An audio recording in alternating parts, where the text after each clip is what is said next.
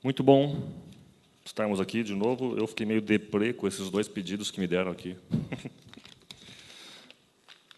Que coisa triste, né? Os dois pedidos que eu recebi aqui são duas meninas. Elas pedem coisas parecidas. Ambas pedem que as mães delas saiam das drogas. E uma delas acrescenta... E ambas também têm irmãos usuários de drogas.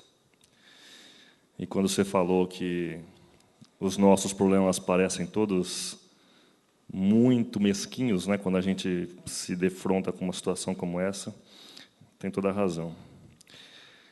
Vamos fazer uma oração para a gente abrir a Bíblia? Senhor nosso Deus, obrigado porque nos trouxeste aqui hoje, nesta quarta-feira. Muito obrigado porque estamos em ótimas circunstâncias. Temos liberdade, acabamos de comer um lanche gostoso, estamos prontos, meu Deus, com o coração preparado para ouvir a Tua voz. Então que ela fale, Senhor, que o Senhor cumpra a Sua promessa de que onde houvessem 2 ou 3 reunidos em Teu nome, o Senhor estaria junto. Esteja aqui entre nós e abre a Tua palavra para a gente, e que se existe nessa mensagem que foi designada para hoje alguma lição emergencial para alguém que está aqui ou para alguém que está nos assistindo pela internet, que ela possa ser alcançada e nada atrapalhe. É o que pedimos em nome de Jesus. Amém. Muito bem. Semana passada a gente tentou responder a uma pergunta básica, uma pergunta essencial. Qual é a nossa maior necessidade?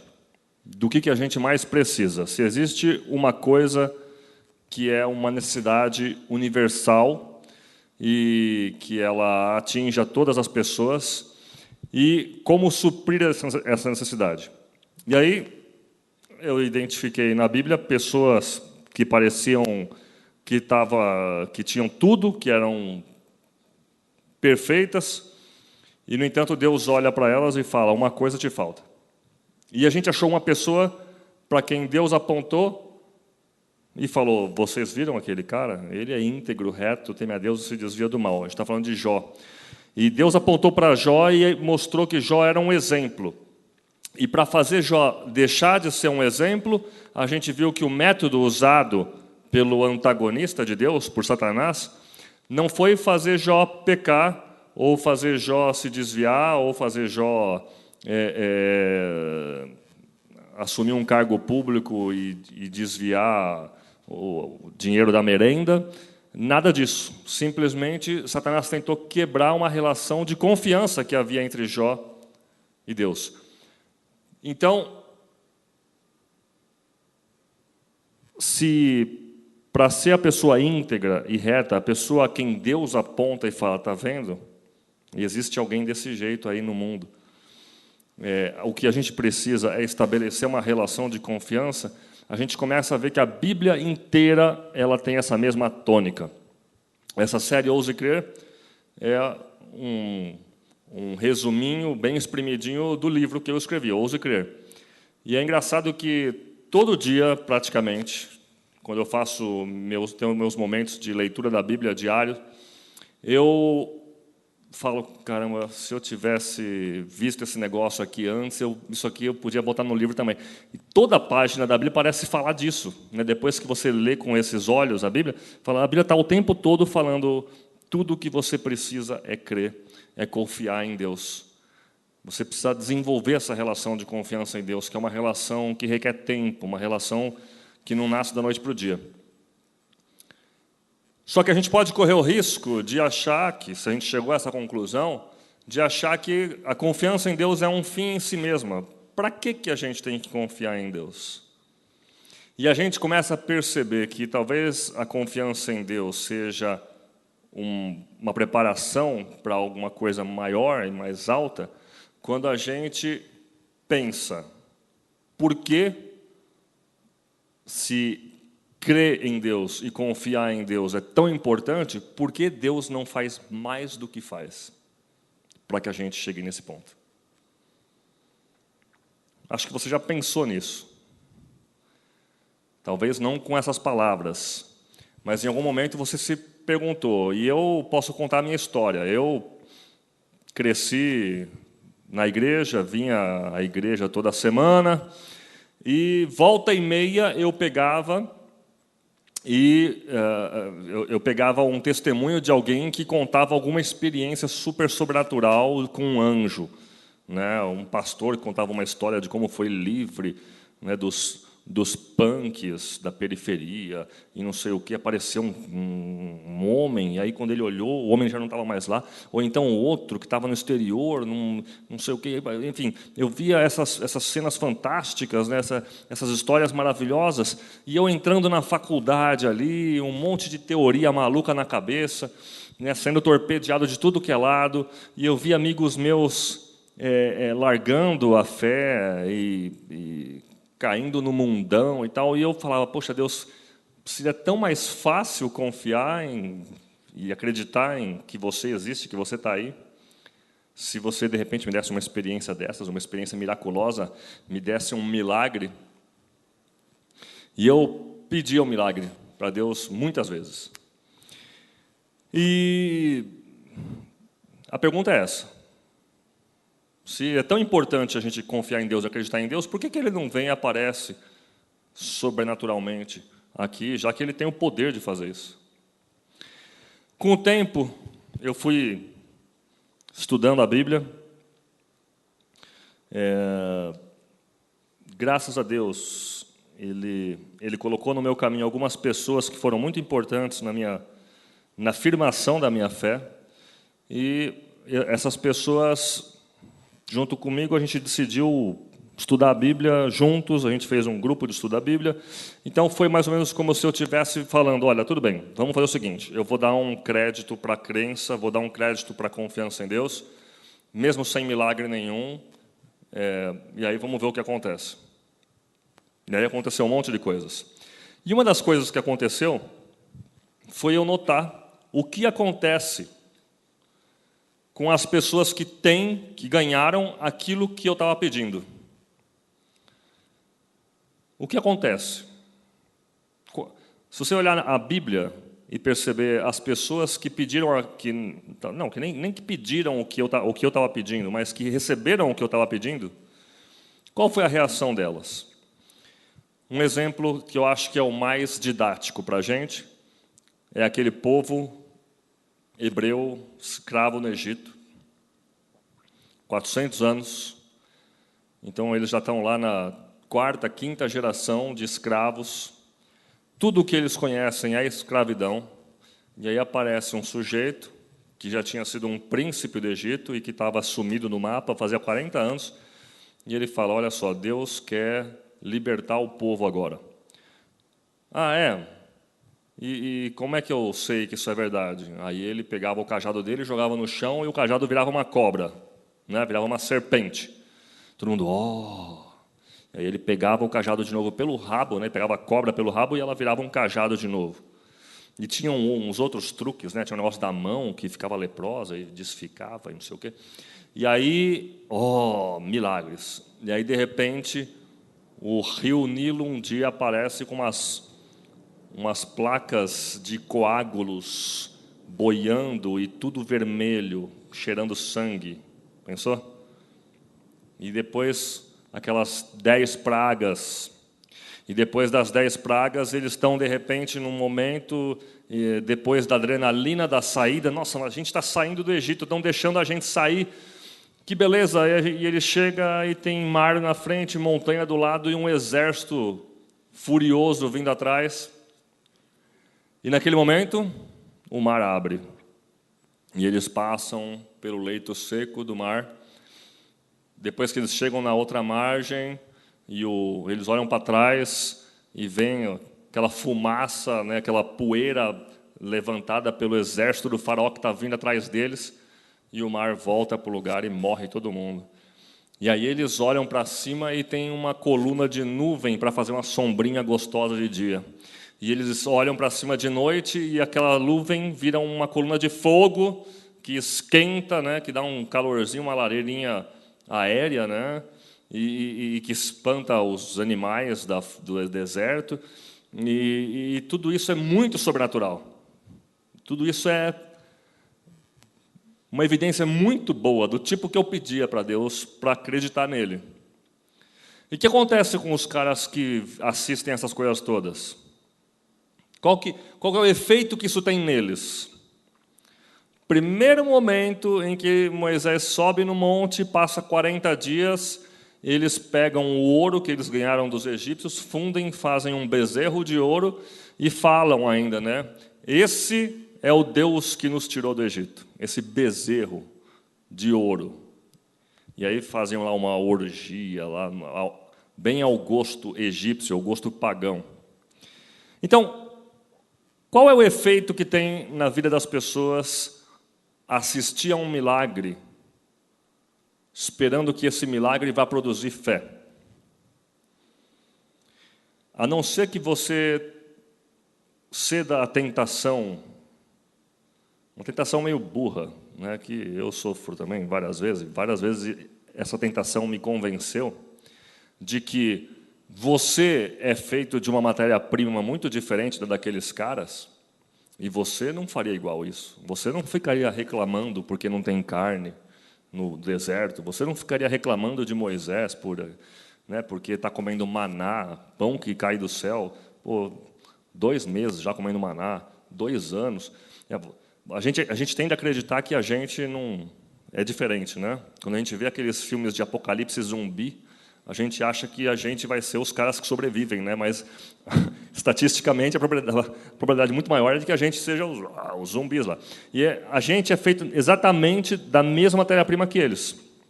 Tanto é que a gente age do mesmo jeito em muitas das vezes. Se a gente tiver um pouco de autocrítica, a gente vai perceber isso. Então, ter um milagre para desenvolver confiança, para desenvolver fé, é um péssimo caminho. É um caminho que, na prática, ele não funciona, ele não dá certo. E a gente podia dar outros exemplos. Esse é o exemplo que eu acho mais didático, mas tem outros tantos, como o dos próprios discípulos de Jesus. Aqui na Bíblia, se a gente abrir em Hebreus 11, eu resolvi não usar o PowerPoint hoje para a gente circular na Bíblia mais livremente. Aqui em Hebreus 11, que é o capítulo clássico sobre fé, o verso 6 diz assim: Ora, sem fé é impossível agradar a Deus, porque é necessário que aquele que se aproxima de Deus creia que Ele existe e que é galardoador dos que o buscam. É imprescindível que, se você se aproxima de Deus, você se aproxime dele crendo que Ele existe. E não só crendo que Ele existe, como os deístas fazem. Os deístas acreditam que existe um Deus, mas que Ele não se importa com o que acontece nesse mundo. Você tem que acreditar que Deus existe e acreditar que Ele está olhando para você. Acreditar, em outras palavras, que Ele está aplicando o mesmo grau de interesse, a mesma atenção, e está tomando cuidado com o mesmo grau de detalhe para o teu problema que Ele usou com Jesus Cristo quando estava aqui. Pensa, tudo que estava em jogo quando Jesus estava aqui, tudo que poderia dar errado, e como Ele colocou o céu inteiro para ajudar a Jesus Cristo a fazer o que Ele fez. Agora, pensa esse mesmo grau de cuidado e detalhe focando em você. É imprescindível que você acredite que esse Deus está ali olhando para você. O texto não diz que você vai ter alguma evidência miraculosa e sobrenatural para que isso aconteça. Ele fala que é imprescindível que você tenha esse tipo de atitude com Deus. E quando eu penso nos meus filhos, eu fico pensando, eu começo a entender mais ou menos a razão disso.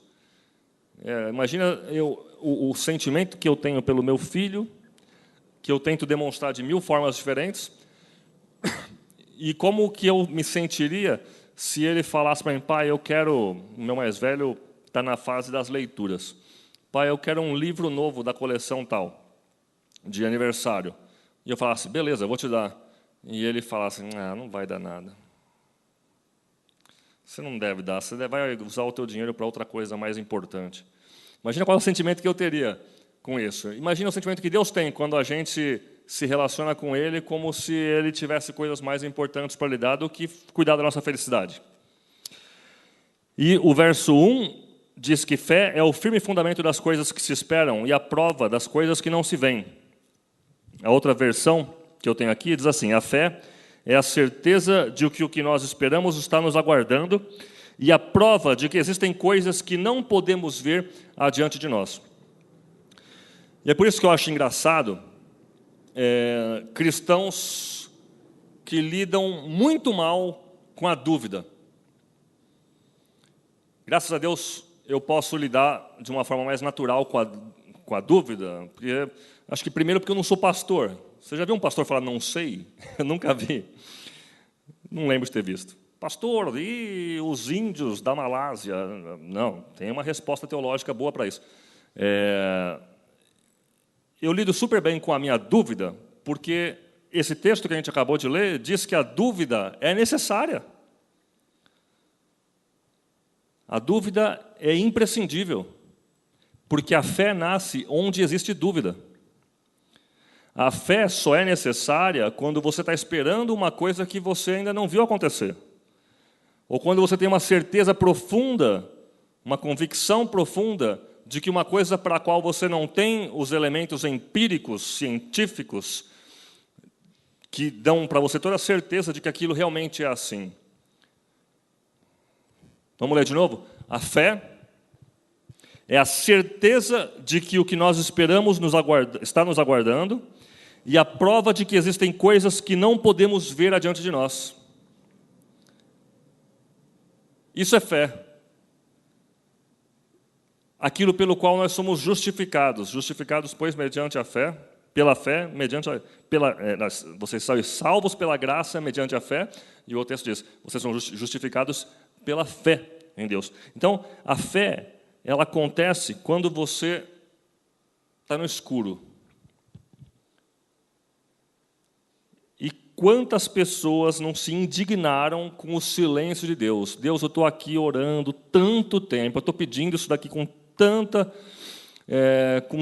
força, e você sabe o quanto isso é importante para mim, e aí você para ouvir a voz de Deus e só ouve o grilo, né? O grilinho, ou então o barulho do ônibus na rua. Deus está em silêncio. Eu queria que você seguisse o exemplo do nosso amigo Abraão. Vamos abrir a Bíblia em Romanos capítulo 4. Romanos 4 fala sobre Abraão. A partir do verso 18, eu leio assim. Eu vou ler nessa versão mais moderna, que eu acho que é a Bíblia Viva. Quando Deus disse a Abraão que ele lhe daria um filho, e que, por sua vez, teria muitos filhos e se tornaria uma grande nação, Abraão creu em Deus. Embora essa promessa parecesse impossível de cumprir-se. E porque sua fé era forte, ele nem se preocupou com o fato de já ser idoso demais para ser pai, pois tinha cerca de 100 anos. E Sara, sua mulher, também era idosa demais para ter um filho. Entretanto, Abraão nunca duvidou. Creu em Deus, pois a sua fé e a sua confiança em relação à promessa de Deus tornaram-se ainda mais fortes. Ele ainda louvou a Deus por essa promessa antes mesmo de acontecer o que havia prometido. E aí vem o grande finale. Ele estava certo de que Deus tinha todo o poder de cumprir qualquer coisa que havia prometido. Esse texto aqui, de Romanos 4, ele fala inteirinho, o capítulo inteirinho sobre Abraão. E fala como Abraão é um baita de um exemplo para a gente. Abraão é conhecido como o pai da fé. Mas esse capítulo não menciona nenhuma vez aquele que você e eu provavelmente achamos que seja o ápice da história de Abraão, que é aquela história de Deus chegar para ele e falar: Abraão, sacrifica o seu filho, aí, o seu único filho, agora você vai lá e sacrifica. E Abraão foi e estava a ponto de sacrificar quando Deus falou: não, espera aí. Isso era só uma figura que eu queria fazer para vocês verem o que eu estou disposto a fazer por vocês. Mas Paulo, que escreveu Romanos, não menciona esse fato. Ele não menciona o fato de que um dia Deus chegou para Abraão e falou: Abraão, sai, vai aí para uma terra que eu vou te mostrar. Eu quero que você saia de onde você está. Eu estou bem aqui. Não, Abraão, sai. Imagina ele fazendo isso com você hoje. Sai. Tá bom, eu vou sair, mas e aí? Pego Castelo Branco, Dutra, Imigrantes, Bandeirantes. Não, não esquenta, eu vou te mostrar, só sai. Que fé que o cara tinha que ter para fazer um negócio desse, né? Pessoal, vamos arrumar tudo aqui, porque a gente vai sair. Não, vai sair por quê? Não, porque Deus falou comigo. Que doido, né? E esse é um exemplo de fé fantástico. E, no entanto, não é para esse exemplo de fé que Paulo aponta. Se você quer medir a estatura da envergadura espiritual de Abraão, Paulo aponta para um outro fato. Ele aponta para a reação que Abraão teve quando recebeu de Deus uma promessa improvável. Abraão, você vai ter um filho. Espera aí, eu tenho 100 anos. A minha mulher também está velhinha. Ele considerou esses fatos, segundo Paulo. Ele considerou, espera aí, existe alguma chance? Eu não conheço ninguém que com 100 anos foi pai, eu não conheço nenhuma mulher da idade da minha mulher tendo filho. E aí ele colocou tudo isso num prato da balança, e no outro prato ele colocou o autor da promessa. Peraí, mas é Deus que está falando? Yes! Vou louvar a Deus já, antes da minha mulher engravidar, antes dela fazer o teste da farmácia. E saiu dando pulo, e louvando a Deus, e adorando a Deus, porque a mulher dele iria engravidar, por improvável que fosse. Porque quem tinha feito a promessa, ele falou, quem fez a promessa é poderoso para fazer qualquer coisa acontecer. Viram como que é a relação de Abraão com o milagre? Não é uma relação com o milagre em si, é uma relação com o autor do milagre, que ele conhecia. Era com o autor do milagre que ele passava tempo. E quando chegou o momento em que o autor prometeu o milagre, ele já começou a se comportar como se o milagre já tivesse acontecido. Isso eu acho que é um exemplo fantástico do que nós estamos querendo falar para vocês hoje. A gente tem uma relação com Deus e com as promessas que Ele faz que é muito parecida com a do filho que fala, não, acho que não deve ser para mim, deve ter gente mais digna disso. Comigo dá tudo é mais complicado mesmo, é mais no sufoco. Acho que Deus não está preocupado comigo.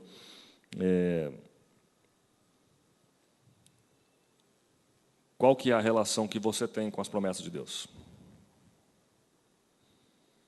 Como que é a tua atitude com as promessas que Deus faz para você na palavra dele, por exemplo? O meu verso preferido, talvez, da Bíblia é Isaías 48, 18. Adoro esse verso, que é um verso meio alternativo, é meio escondido, né? Mas diz assim, eu gosto porque é Deus falando e começa com uma interjeição, com um gemido. Deus falando, se tivesses dado ouvidos aos meus mandamentos, então seria a tua paz como um rio, e a tua justiça como as ondas do mar. A sua paz seria como um rio, e tantas vezes eu reivindiquei essa promessa no meio da Avenida Paulista, no meio da Marginal Parada, no meio do Vale do Engabaú, falando, meu Deus, eu quero que essa promessa se cumpra na minha vida. E eu senti meu espírito aquietando, igual um riachinho correndo por meio das rochas. E a justiça, diz, a sua justiça vai ser como as ondas do mar. As ondas do mar são a coisa mais constante que existe. Você não vai ficar mais naquela gangorra espiritual de altos e baixos. Os seus baixos vão ser menos baixos e você vai cada vez tendendo a um platô de relacionamento com Deus, de confiança, de segurança. O próprio Isaías fala em outro texto, voltando e descansando sereis salvos, na calma e na confiança estará a sua força. E essa promessa é para você e é para mim. Qual que é a relação que você tem com essa promessa? É possível sentir paz no mundo que a gente vive hoje? É possível ter a sua justiça, ou seja, a sua capacidade para não magoar a Deus, cada vez menos errante, menos cheia de altos e baixos? Tem um texto do Apocalipse que me deixa com o cabelo em pé. Ele fala assim, na cidade, Nova Jerusalém, não vão entrar os feiticeiros, os idólatras, os fornicadores e um monte de coisas do gênero. Mas lá no meio fala que não vão entrar os tímidos. Como assim? Tímido? Junto com fornicador, e junto com assassino, e junto com feiticeiro, e não sei... os tímidos também. E quando eu vejo Deus falando, meu amigo, quando eu faço uma promessa para você, o que eu espero de você é que você confie em mim. Que você dê glória a Deus pelo cumprimento da promessa, porque eu sou capaz de cumprir. E quando a gente tem alguma atitude qualquer que não essa, nós estamos sendo tímidos. A gente está achando que a fé que a gente tem, ela serve para um monte de coisas, mas não para fazer esse tipo de relação acontecer na nossa vida. Qual é a relação que você tem com essa promessa? Eu vou dar um outro exemplo de uma promessa que Deus fez. Está em Isaías também, e essa é fantástica, capítulo 41, verso 10.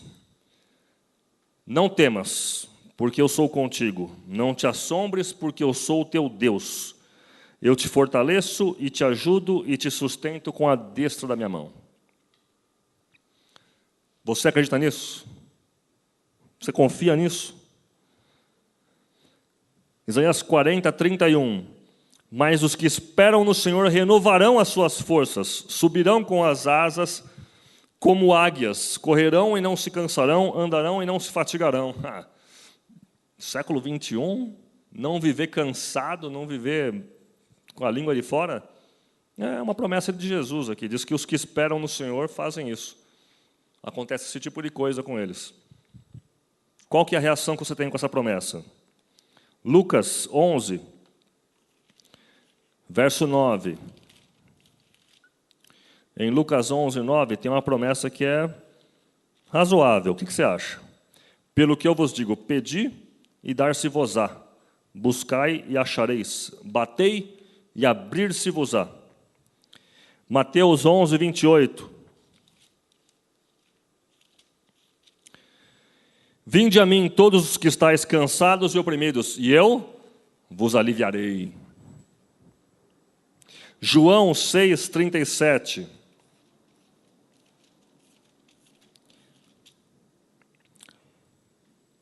Todo o que o Pai me dá virá a mim, e o que vem a mim, de modo nenhum lançarei fora. De modo nenhum. Não importa qual seja o seu passado, qual seja o seu problema, não tem uma única situação em que eu repila você, que eu mande você embora, que eu te mande para longe. Pelo contrário, eu vou te abraçar como eu faço com todo mundo. É uma promessa para louvar a Deus ou não é? E tem uma outra promessa que está em Apocalipse 22, 20, e eu não sei qual que é a relação que você tem com essa promessa, que diz assim, aquele que testifica essas coisas diz, certamente cedo venho. Amém, vem Senhor Jesus. A Bíblia termina falando dessa promessa fantástica, e eu não sei qual que é a relação que você tem tido com as promessas de Deus, e talvez a relação que você tem tido com as promessas de Deus esteja envenenada pelo relacionamento que você tem com Ele. Você ainda é tímido, porque você ainda não aprendeu a encontrar com o autor da promessa face a face, do jeito que ele realmente é, e não do jeito como você talvez esteja pintando na sua cabeça.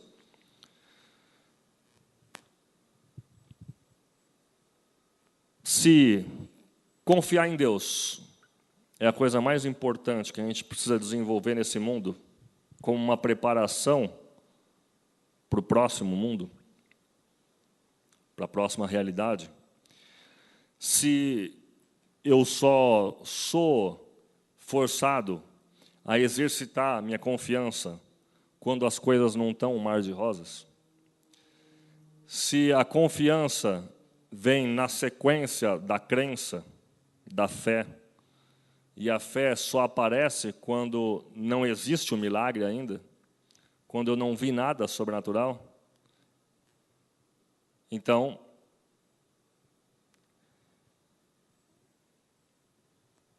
cada oportunidade que a gente tiver para confiar em Deus vai ser a nossa oportunidade de ouro para desenvolver aquilo do que a gente mais precisa.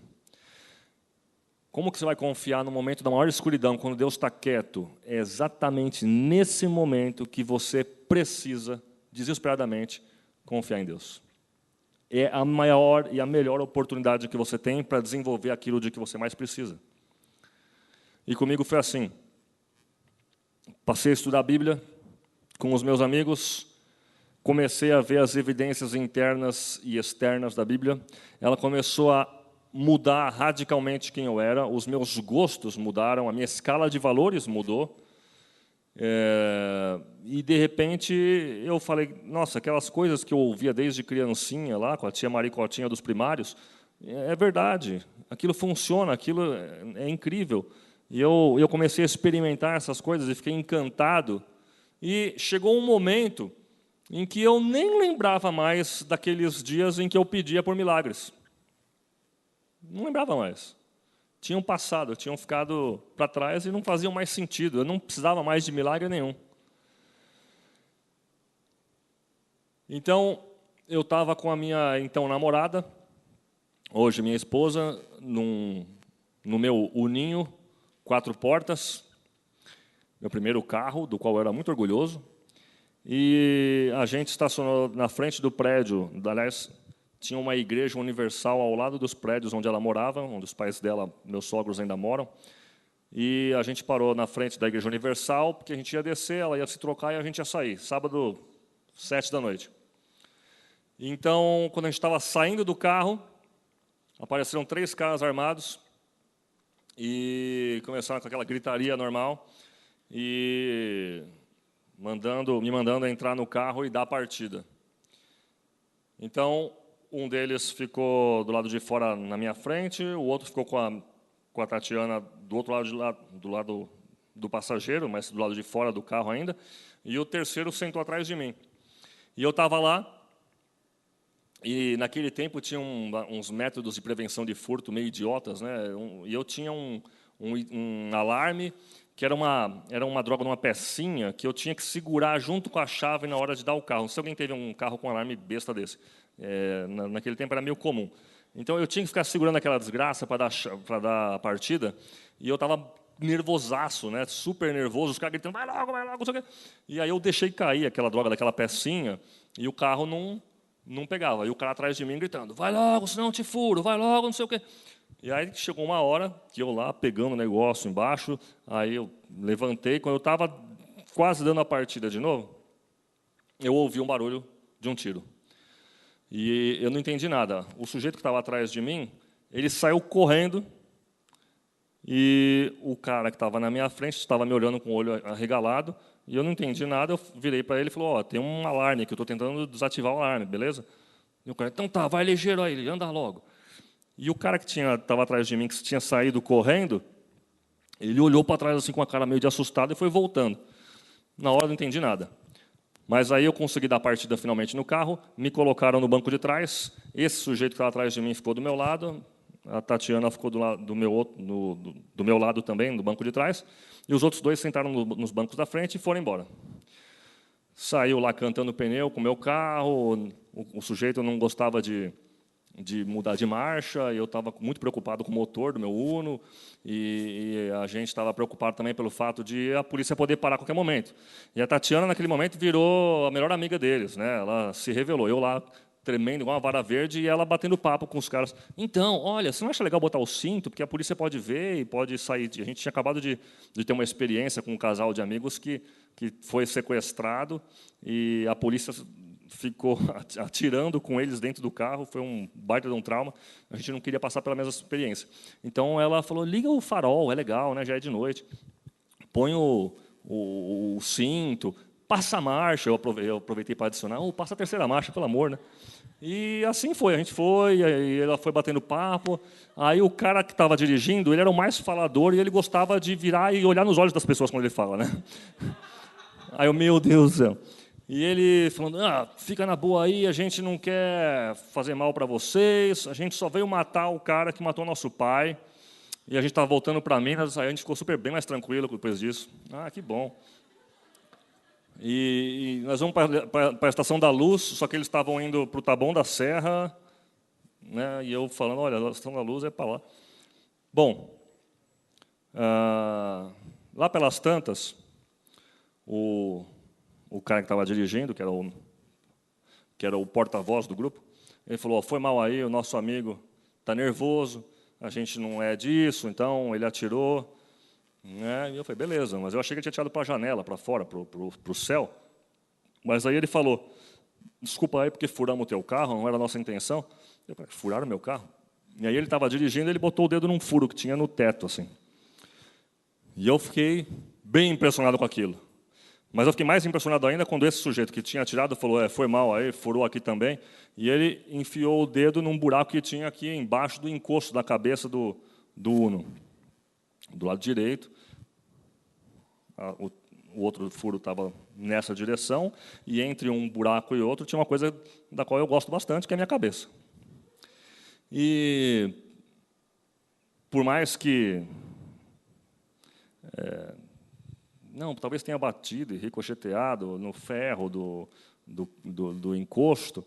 O fato é que um sujeito de 1,93 m, dentro de um Uno, com um cara apontando uma arma para atirar, e aí eu entendi porque ele tinha saído correndo, porque ele atirou para matar. Ele atirou na cabeça para matar. O fato é que aquele tiro não pegou em mim. E fora um zumbido que ficou na minha orelha esquerda durante uma semana, a minha cabeça continua do jeito que sempre foi. E durante muito tempo, eu passava na frente daquela igreja universal e tinha na fachada dela um buraco que eu reconhecia lá, que era o buraco do meu milagre.